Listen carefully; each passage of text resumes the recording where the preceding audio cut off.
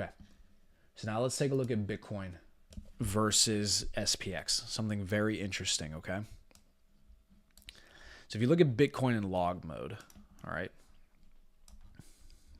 Let's look at this. Make sure you can see it. Okay. If you look at Bitcoin in log mode, here's how the cycle played out from last cycle to this, okay? Here's your tops, bull market, okay? You break down out of this bull market range and you come into your bear market, which is this right here, okay? Right? Because this is your bull market range, and then down here is your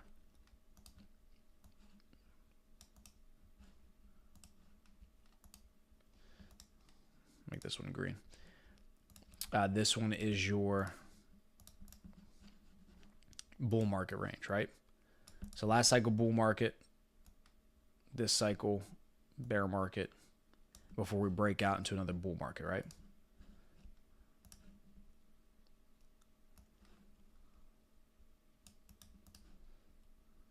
Okay.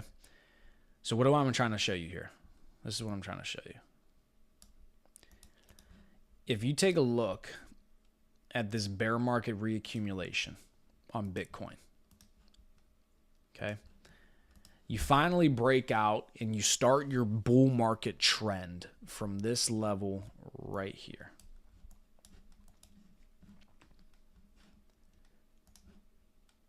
This low.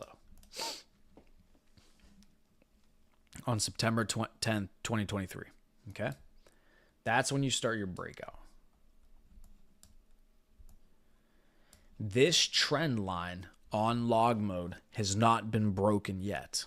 Not yet. Huge bit of confluence. Okay? Why?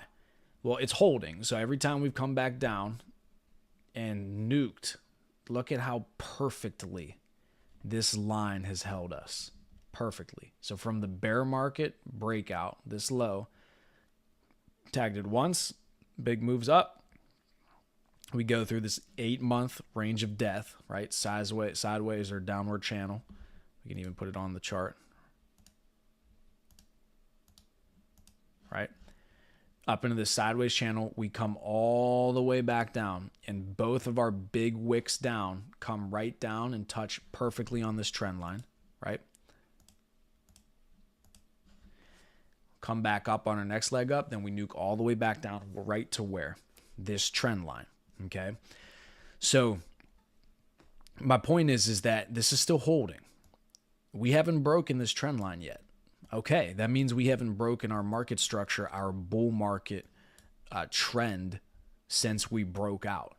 So we haven't technically broken market structure from that perspective. Now, if we start to lose this, right, and then you see something like this up into like the 90,000s and we reject here and then come back down, what is that? What do we talk about that could be? You could call it something like that.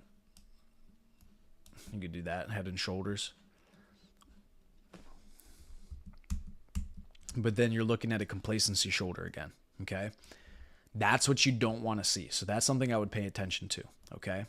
So it's holding this trend line. Bitcoin is showing incredible strength right now while all other assets and equities are getting smoked. So this is what I want to show you. So we put equities down below, SPX. We take a look at this together. Okay, log trend line doesn't work like that, but let's hide this. Whoops. Okay. Bitcoin has done this before. Bitcoin has led equities in drawdown and led off of the lows in the past. Okay. So when Bitcoin is showing signs of strength while equities is nuking, that's a strong bottoming signal. Okay. So look at this. We have a divergence on the two. So Bitcoin has been trending up while in the same time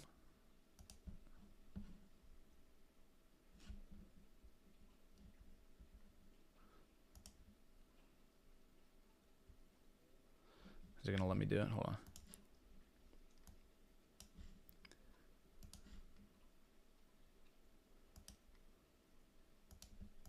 While equities have done that.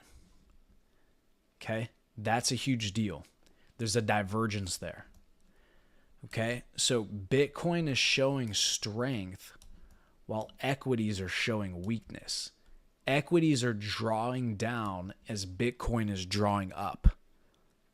Huge signal. Why?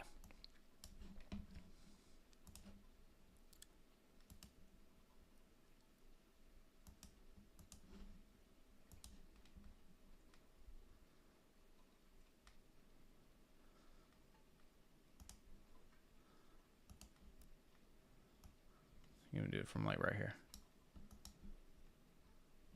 Okay, here's the low.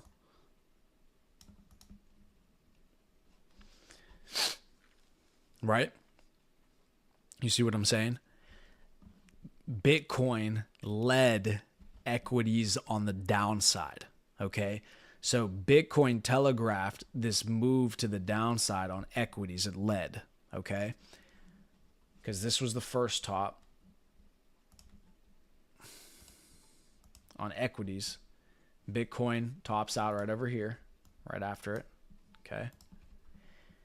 Equities get a little pullback, comes back up. Bitcoin does the same thing, but then Bitcoin started drawing down as equities was topping out. So equities hit look at this. Equities hit an all-time high at $6,100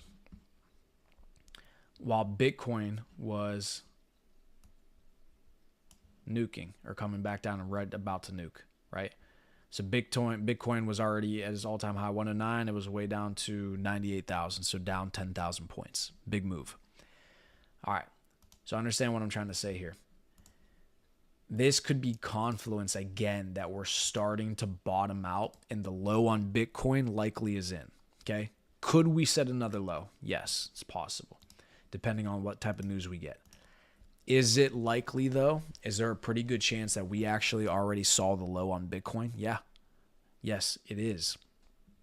And look at this divergence. So this divergence, again, to me is bullish because equities is still nuking and bottoming out and had these 2 days in a row. This is 2-day, 3-day time frames. Look at the daily. Right? Bitcoin is slowly trending back up as equities is trending down. If Bitcoin can hold and show strength like this, we're close to a bottom, okay? So that's what I'm looking at as confluence to say, okay, I don't think we're going into a recession.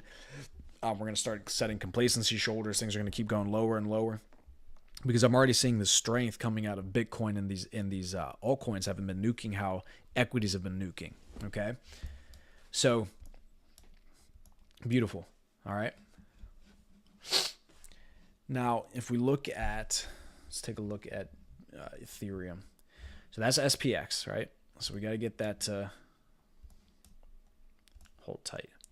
Let me also throw on M2 here.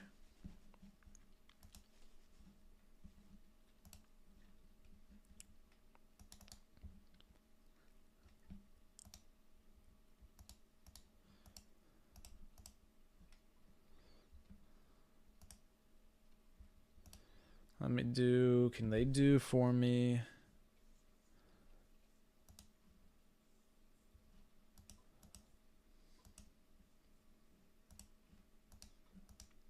Okay. So here's M2, global liquidity as well, okay? You can also see how this leads and lags markets as well. Okay. So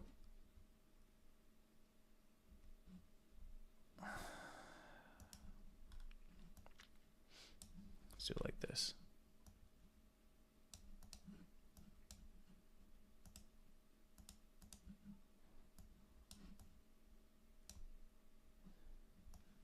Okay. So global M2 leads and leads these assets because the money's coming into markets. So we get this huge pump. We come to new all-time highs on the M2, right?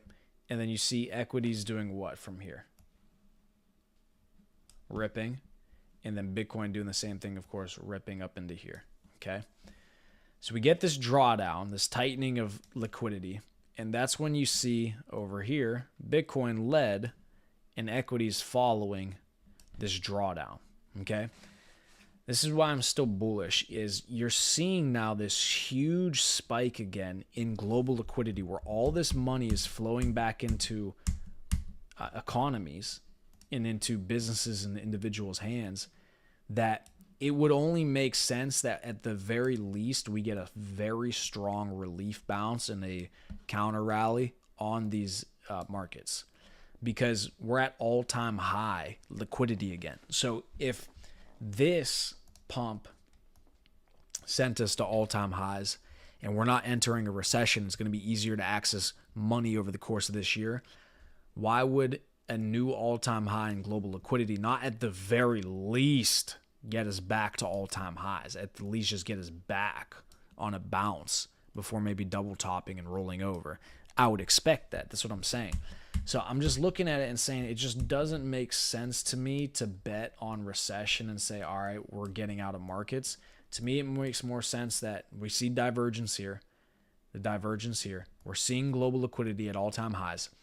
QT was cut in half in the US, so quantitative tightening was cut in half on last FOMC meeting. Now we're pricing in 4 rate cuts this year. China is stimulating their economy, also increasing global M2. Prices are going down in the US. Inflation's going down. People are going to have more money in their pocket. It just makes sense that we rally again, that we have another leg up. It just does, especially after this much downside.